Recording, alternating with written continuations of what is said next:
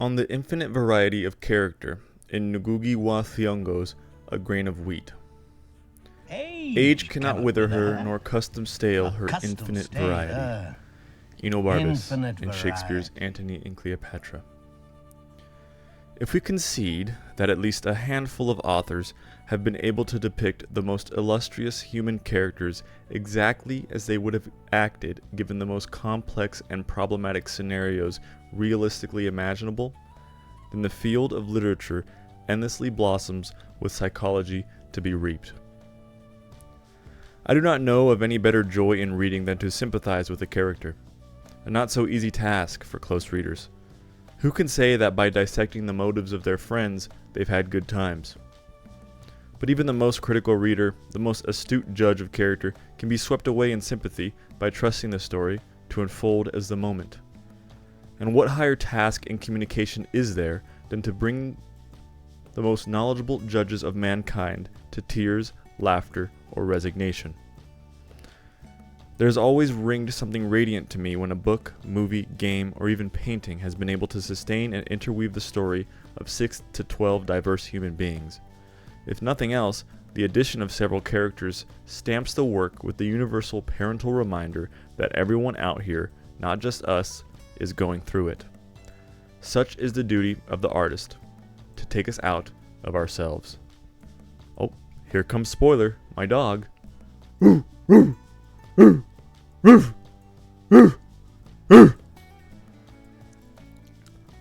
Abstraction aside, Ngũgĩ wa Thiong'o's A Grain of Wheat asks us to consider what might compel a homebody to betray his former friend to the oppressor.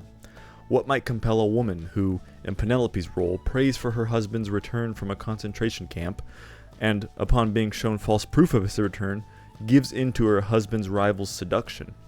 What might compel another man, most of these people childhood friends, to violate a widow after poisoning her dog? Why, oh why, would a Kenyan man sell out his countrymen, donning a white hood to select the Mau Mau traders without being caught, if not for having lost a foot race to his rival in love as a kid? Why did he hesitate after winning, knowing they must be in the forest making love? And after returning to our loved one after 7 years of the most severe servitude, when we see she has a child and she admits it's the other man's, how could we not be beside ourselves with asking, why? A Grain of Wheat is a weft of psychology, a Kenyan epic that brings to light the machetes and hoes of motives that made up the country's coming of independence throughout the 50s into the 60s. And yet by calling it A Grain of Wheat and not once alluding to the title in the story, Thiong'o also stellarizes his book, reminding us just how small any story is, bigger picture and all. At his most intimate, Thiong'o matches Dostoevsky's psychological prowess, able to zoom in on a character at their most pitifully desperate, without moralizing, Nabokov be nice, showing the reader nothing but the natural consequence of what happens when there is no easy way out. Even the most fate-loving of us have to make choices. Gall, don't you hate those tough ones? Mugo is the shy boy. Sad, who has spent his life with the notion that if you don't traffic with evil, quote, then evil ought not to touch you. He has generally kept to himself and lived such an ascetic life, and like that Dostoevsky, witnessed extreme cruelty in a camp, and his people see a prophet in his gait. By the end, it is revealed, one night when one of the more violent of his people came to him for help, that it was Mugo who turned him in to the white authority. Who, by the way, spit directly in Mugo's face and said he wasn't the first to try and rat for money. Apparently this rebel, Kehika, killed someone employed by the white government, another violent individual. As to why Mugo snitched, well, we have to enter the winding grooves of psychological penetration to do it justice, since, quote, for a week he had wrestled with demons alone in an endless nightmare, end quote. In short, it was a spurious choice that felt right to do for both himself and his country. After confessing, Mugo is caught by his people and silently hung, even though he also had the chance to run away, until he decided to linger in the old woman's house, triple taking on the idea, quote, his body aflame with a desire to escape, end quote. So that by the same impulsive whim that led him to snitch on his countryman, Mugo was led to linger around and speak to the old woman. On one hand, I want to point out the fickleness of choice, but that would be to undervalue the choice, especially when for Mugo it is so strong of a deliberation that the book opens up on him seeing things in the dark. The force of the imagination is so universally strong, in fact, that another tragic character, Karanja, also sees his, quote, hooded self and, quote, Mugo at the platform like a ghost at the peak of his frightening catharsis and near suicide. So is it the opposite, and by such a close line in deliberation, each time Mugo was damned, the choice gains weight? Or is it merely fate and luck? Nevertheless, I think that is a good book that has us questioning ourselves alongside the characters on the variety of life. Gicconio, meanwhile, possesses the rage of Homer's Achilles, the jealousy of Shakespeare's Othello, and the natural workmanship of Melville's Queequeg. But for our closest parallel, and someone who also possesses these traits but a little more passionately primally, is Chinua Achebe's Okonkwo. When we put Thiong'o's Gicconio next to him, we can easily imagine looking at a grandson and a grandfather, and both the Kenyan and the Nigerian books are such a gift to literature, if only for their sheer perspectives of a generational gap in the decades it took white colonialism to settle into Africa. In other words, the psychological lessons we learn from meditating on our relationship with our parents, something that happens necessarily and physically by all of our growth, can be correlated historically with another culture in order to cross-compare, at the very least, behavioral development. I remember having the thought when first reading Achebe not too long ago that Okonkwo, to the author, must have most resembled his grandfather, or probably great-grandfather, since it is the mighty Okonkwo's meek son's generation who first as adolescents heard of Christianity, and Achebe's father was an evangelist. Villages differ, but thus by a little comparative analysis, we have opened up the path to draw more connections between two brilliant characters, hopefully to help ourselves notice just a teeny bit more often in our daily lives when we're being a little mean. At the end of this essay, I will furnish a personal example of such a lesson that occurred to me the same night I finished A Grain of Wheat, on my anniversary. Gicconio is a part of the party of men, mostly made up of childhood friends, but not without the approval of the village's elder men and women who are trying to convince Mugo to give a speech that will turn the tide of the revolution and liberate Kenya. The liberation does come eventually, but from elsewhere, and the village still celebrates, and Mugo still delivers his speech in the rain, which makes 5 out of the last 6 books having beautifully depicted rain. And by the way, it speaks for the indignant despair of the beautiful ones are not yet born that it couldn't.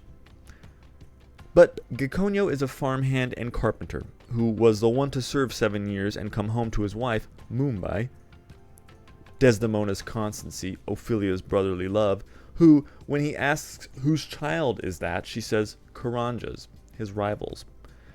He then vacillates, Dostoevsky style, between anger and numbness and madness, and probably in the most unnerving description Gicconio can imagine, them having sex, and the noises and the moaning. Quote, kill her and the child, end all misery, end quote. But despite a powerful free indirect discourse commanding him to do so, he doesn't, and instead he ignores her for a while, and even though his mother, who has lived with the girl, tries to set him straight, Gicconio eventually hits his wife. By the very end of the book, major spoiler, my dog wearing a helmet, woof, woof. In fact, the last few lines depend on the reader's hope for it to happen. Gicconio and Mumbai resolve their relationship, but not by apology and forgiveness. No. She visits him in the hospital, and he asks her if she's returning there tomorrow. He doesn't apologize, and she at first denies him. He then asks if she'll tend to the house, and she says, no, quote, no, Gicconio. People try to rub out things, but they cannot. Things are not so easy. What has passed between us is too much to be passed over in a sentence. We need to talk, to open our hearts to one another, examine them, and then together plan the future we want. But now I must go, for the child is ill. End quote. Gicconio then immediately asks if she'll come tomorrow, and she will. But before this resolution, he did hit her, and she left his house and went to her parents, who both said she must be in the wrong, because a woman should stand by her man. In a moment of the utmost pity, where Thiong'o's style perfectly coordinates with the meaning, Mumbai tells her traditional parents, quote, "I'll not go back to that house. I may be a woman, but even a cowardly B-word fights back when cornered against the wall." End quote. This might be a good time to remember how Okonkwo treated his wives, who themselves never rebelled. A grain of wheat is replete with character. Weft! And it is as Mumbai says, it takes more than one sentence to open our hearts to one another. Karanja, meanwhile, desirer of Mumbai and Gikonyos' rival, is what we in the early 21st century America understand as an Uncle Tom. I will not get into the accuracy of this because Beecher Stowe is still on my to-read list, but suffice it to say that he is working for the white authority, and he treats his people with disdain and the people in power with nervous flattery. When the reader first gets to know him, Karanja gets so angry at a black man knocking at his door that someone's mother's and sister's privates are mentioned, and in the same scene, Karanja goes to knock on his boss John Thompson's door, and Thompson says, quote, "Why do you people knock so loud?" Karanja then is sent to deliver a letter to Thompson's wife, whom he fantasizes about, and although she flirts with him, he shudders before her nervously. He also hopes, Karanja, that someone sees them together so a rumor could spread.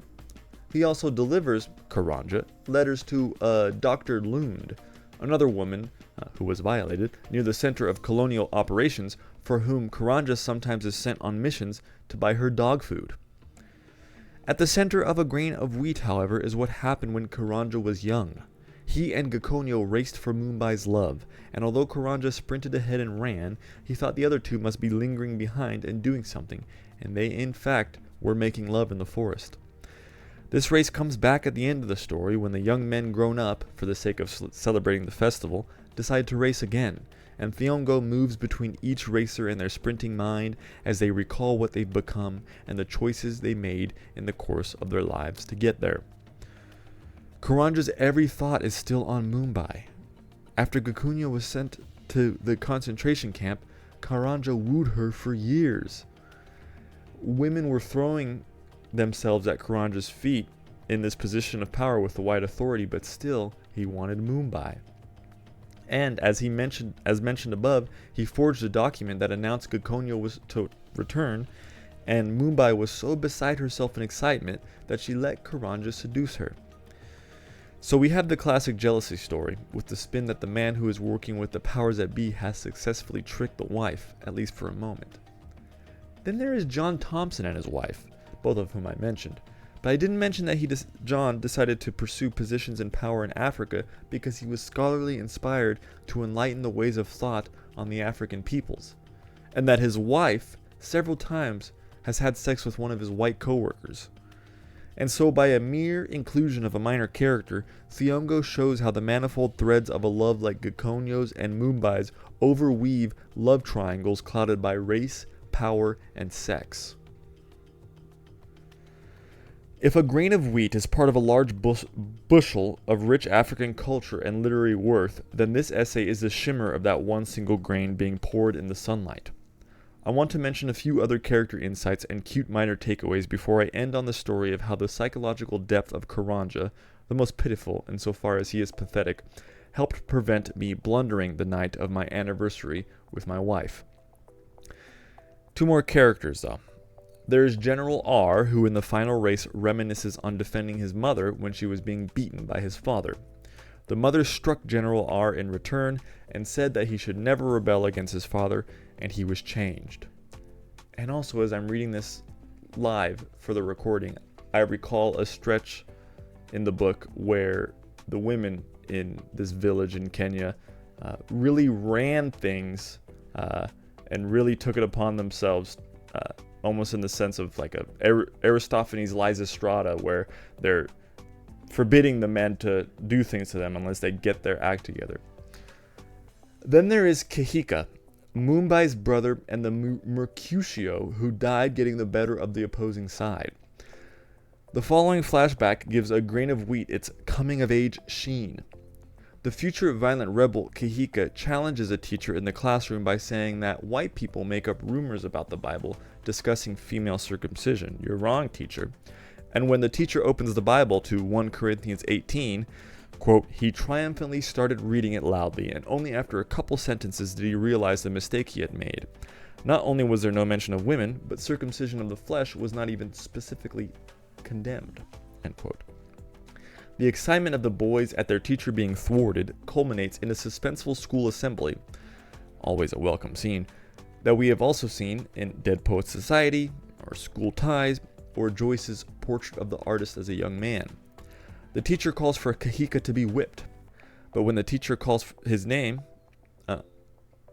and for him to come forward, the future violent rebel runs home, out the window, and although his father advises him to go to another school, the son replies he wants to work on the land.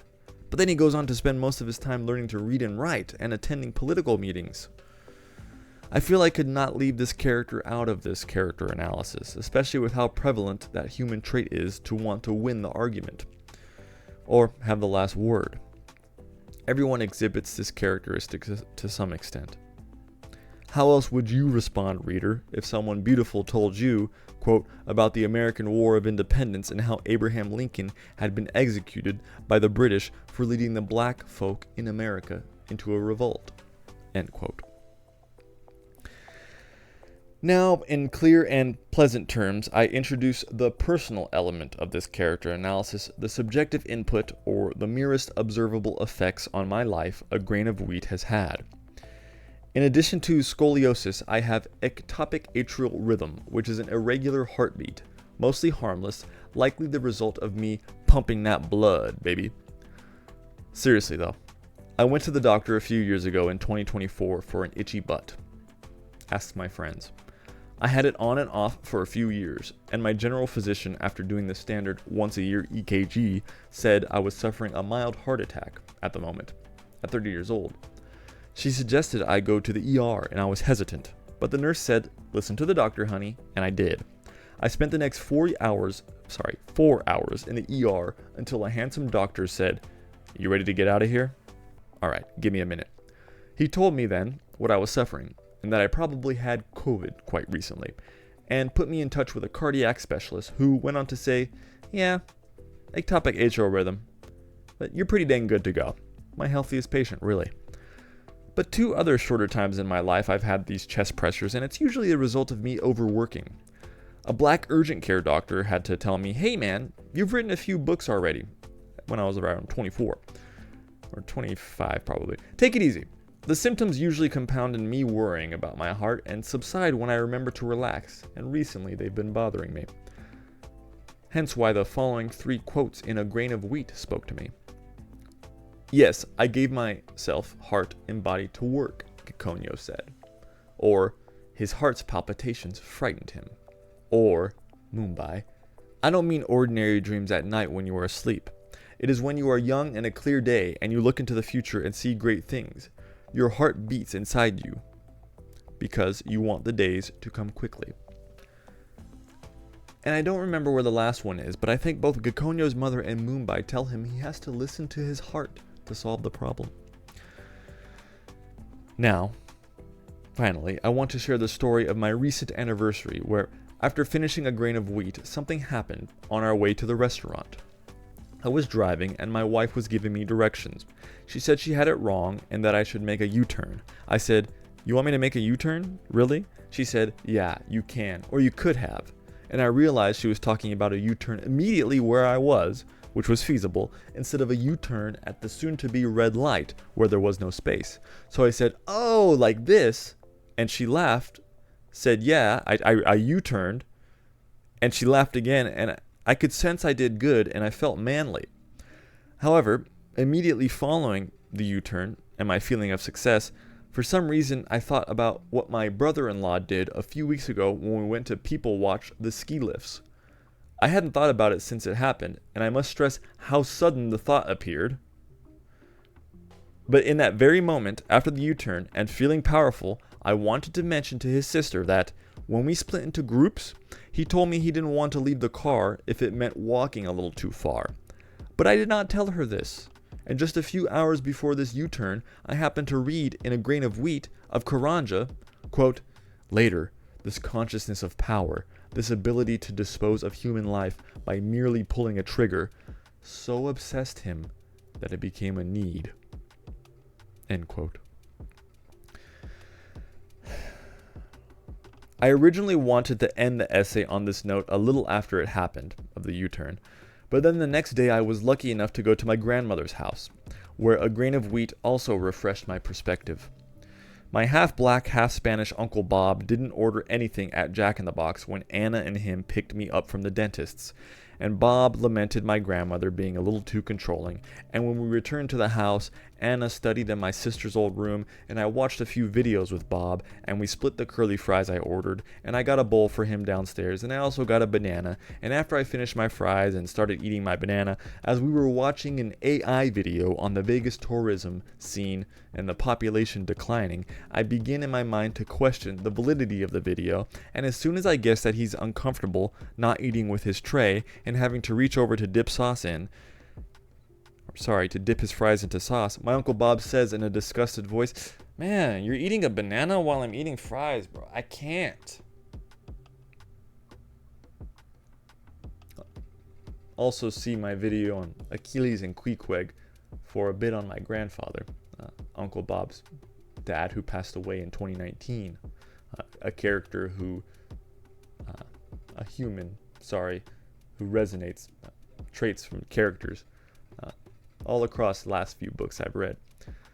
And downstairs a little later, my grandma told him, my Uncle Bob, to come into the garage, and he said, "Let me get my slippers." And I walked outside with just socks to help bring a few bags in. And Grandma and I came back with all the bags, and there were none for Bob, who didn't have to come outside after all. He grunted a little, muttered to himself, and I gave him attention until he said, "Did you need me, Mom?" And she told him that, "You know what, yesterday when I told you the pin for the ATM, I was wrong." And it took her a good half a minute to get that out, and she didn't apologize, and he just kind of indignantly nodded and shook his head at the same time and turned around fast but then back, and I asked him how it made him feel, and he couldn't quite say anything, and I asked my grandma how it made her feel, but then she launched into her doctor's appointment and how she has to go back to the test center to fetch her results tomorrow, and then the next day back to the place she was at that day because she was supposed to bring the test results in to be read. Bob is halfway up the stairs at this point, and then he's slowly making his way up, staying in the conversation but wanting to go. I'm having these visions of them being at the casino where they go about 2 or 3 times a week now, and him getting angry and marching in the parking lot. I try to offer some closure, but my grandma keeps talking. I mean, we are waiting for her cancer results, so And then Bob is literally leaning away from halfway up the stairwell, and I really want to offer him closure, and then I see one of his feet leaning down like a dancer's, and I laugh and say, "I can't, I'm sorry. We're holding Bob so badly right now. You want to go to your room, man?" And he mutters something and goes to his room and says, "Yes, I'm determined," something like that. Sometimes he'll play cards with us. My first few times in a few years with my grandma and uncle and his wife. But on this same night, my Uncle Bob would just come down now and then and throw in a petty judgmental jibe at someone. But my uncle and I did have a few good laughs in the car, punning on Badio and B.O. and a car's engine sounding like a fart. And after Bob went upstairs, I cut an orange up for Anna to tell her my grandma was here, and after I passed my grandma and she was halfway up the stairs myself, the last thing she said in that first conversation was, "That orange smell." Which made me think, man, I should be a little more grounded.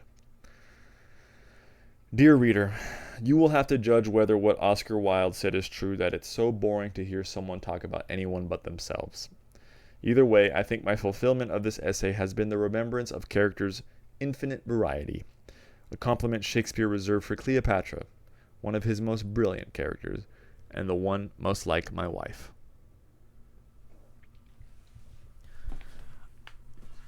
Ooh,